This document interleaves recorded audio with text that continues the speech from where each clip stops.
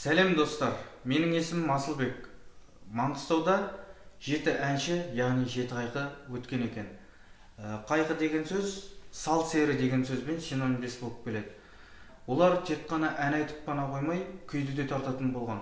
Солардың бірі, жеті қайқының бірі Өскінбай Қалманбетұлы.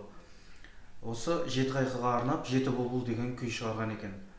Оны ел арасында бұлбұл ақ желен деп те тартып жүр екен.